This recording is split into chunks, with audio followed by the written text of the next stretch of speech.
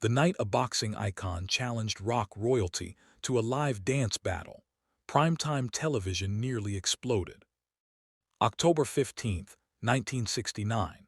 A routine tapping of the Dean Martin show was about to turn into something no producer could have planned, and the one person who didn't see it coming was Elvis Presley himself. He was seated comfortably on the studio couch, scheduled to perform and trade a few light jokes. The mood backstage was calm, almost predictable. Nobody expected the next 10 minutes to become one of the most replayed moments of 1960s television. The studio at NBC in Burbank held roughly 300 well-dressed guests that evening. They came for smooth comedy, big band music, and celebrity charm. What they got was something else entirely. Elvis had recently reminded the world why he was called the king. His televised comeback had reignited his confidence. At 34, he felt sharp again, hungry, focused, ready to prove he still owned the stage. Backstage, he checked his hair in the mirror, tugged at his leather jacket, and ran through quiet vocal scales. His guitarist stood nearby, fine-tuning arrangements. It felt like any other show night. Then the dressing room door swung open.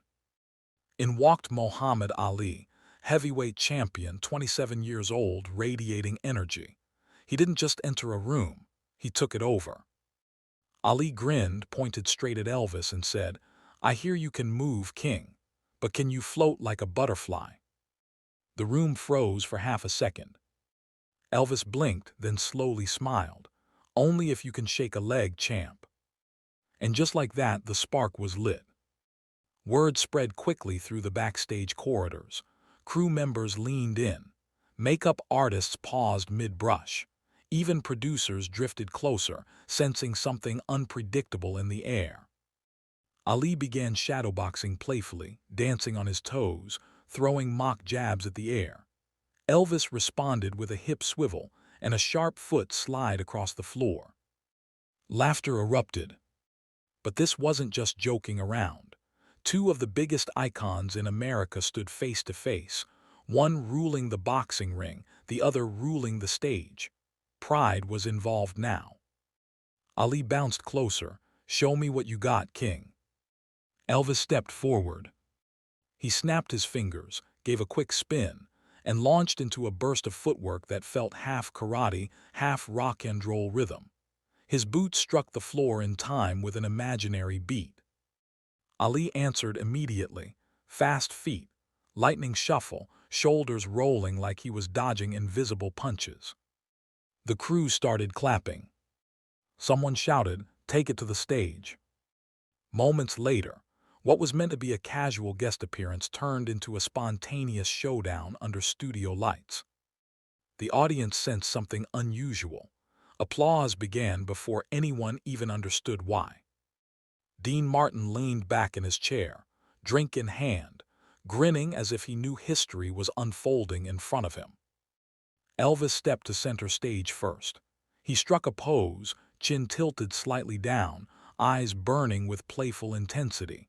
The band picked up a rhythm instinctively.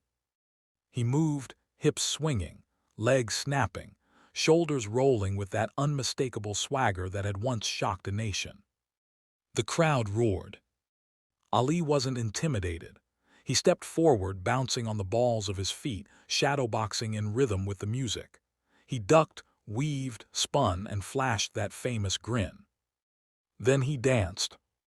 Not polished, not choreographed, just pure athletic rhythm. Fast, sharp, effortless. The studio exploded.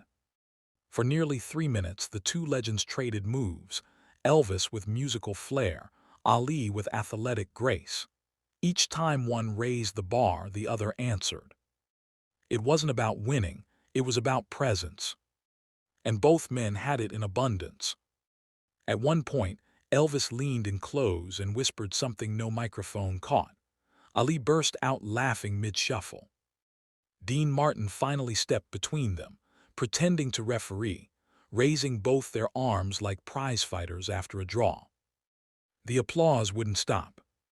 In a decade defined by cultural shifts and generational divides, This moment felt different. It wasn't political. It wasn't controversial. It was two giants from completely different worlds sharing the same spotlight, feeding off each other's charisma. Backstage afterward, Ali clapped Elvis on the shoulder. "You got moves, King." Elvis grinned.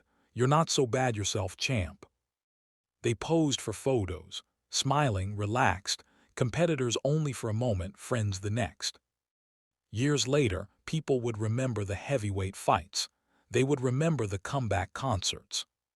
But those who saw that tapping would remember something else. The night a boxer and a rock star turned a variety show into a spontaneous dance battle. No scripts, no rehearsal, just energy. And for a few electric minutes in 1969, America watched two kings share the throne. The night a boxing icon challenged rock royalty to a live dance battle, primetime television nearly exploded. October 15, 1969. A routine tapping of the Dean Martin show was about to turn into something no producer could have planned. And the one person who didn't see it coming was Elvis Presley himself. He was seated comfortably on the studio couch, scheduled to perform and trade a few light jokes. The mood backstage was calm, almost predictable. Nobody expected the next 10 minutes to become one of the most talked-about moments of 1960s television. The studio at NBC in Burbank held roughly 300 well-dressed guests that evening. They came for smooth comedy, big band music, and celebrity charm. What they got instead was electricity. Elvis had recently reminded the world why he was called the king. His comeback special had restored his confidence and sharpened his edge. At 34, he wasn't the shy kid from Tupelo anymore. He was focused, disciplined, and determined to prove he still owned the stage. Backstage, he checked his reflection one last time, adjusted his jacket, and rolled his shoulders loose. Musicians tuned quietly. Stagehands whispered cues. It felt like any other show night. Then the dressing room door swung open. In walked Muhammad Ali, heavyweight champion of the world, undefeated in confidence, overflowing with charisma. He didn't simply enter a room. He charged into it like it was a title fight. Ali flashed that signature grin and pointed straight at Elvis. "I hear you can move, King," he said, "but can you float like a butterfly?" The room froze for a breath. Elvis looked up slowly, a half-smile forming. "Only if you can shake a leg, champ." The air changed instantly. Crew members drifted closer. Assistants stopped mid-task.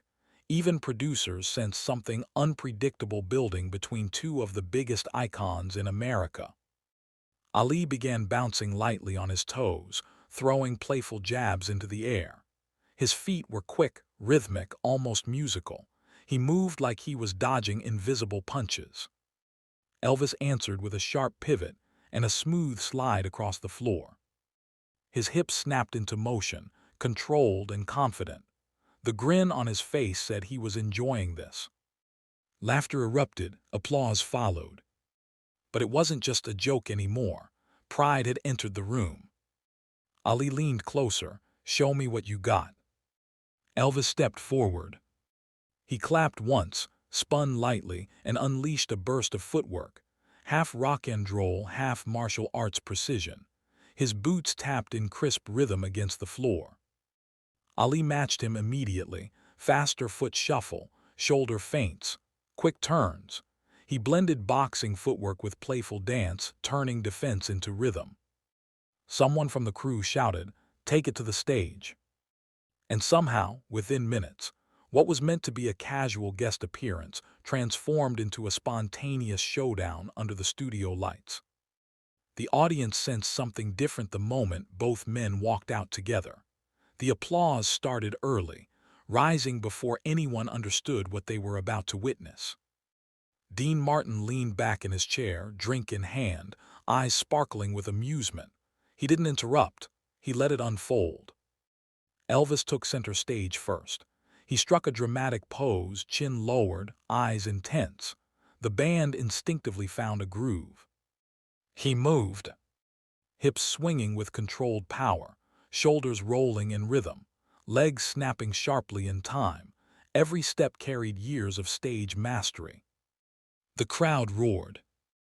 Ali stepped forward next, bouncing lightly, shadowboxing in sync with the beat.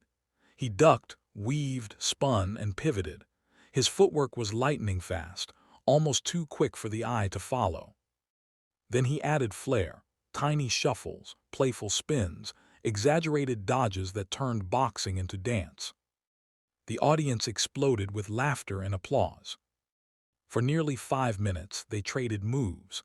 Elvis brought musical swagger and showmanship. Ali brought athletic grace and fearless improvisation. Each time Elvis raised the intensity, Ali answered with speed. Each time Ali dazzled with footwork, Elvis responded with rhythm and flair. It wasn't about winning. It was about presence. And both men dominated the spotlight. At one point, Elvis leaned toward Ali and whispered something no microphone caught. Ali burst into laughter mid-move, briefly breaking his rhythm before jumping right back in. Dean Martin finally stepped between them, pretending to referee. He grabbed both of their wrists and lifted their arms like prize-fighters after a dramatic draw. The studio shook with applause. For a moment, the cultural divides of the era faded. Here stood a rock and roll icon and a heavyweight champion, two men from different worlds, different industries, different battles, sharing a stage without ego, without rivalry, just pure charisma. Backstage afterward, the energy lingered. Ali clapped Elvis on the back. "You got rhythm, king." Elvis laughed softly, "And you've got speed, champ." They posed for photographs, relaxed now, smiling like old friends. No title belts, no screaming fans, just two legends enjoying a rare, unscripted moment. Years later, people would remember the championship fights. They would remember the comeback concerts and sold-out arenas. But those who witnessed that tapping would remember something else entirely. The night a boxer challenged a rock star. The night a variety show became a stage for spontaneous greatness. No rehearsal, no choreography, just instinct, confidence, and mutual respect. And for a few unforgettable minutes in 1969, America watched two kings share the throne, and neither needed a crown to prove it.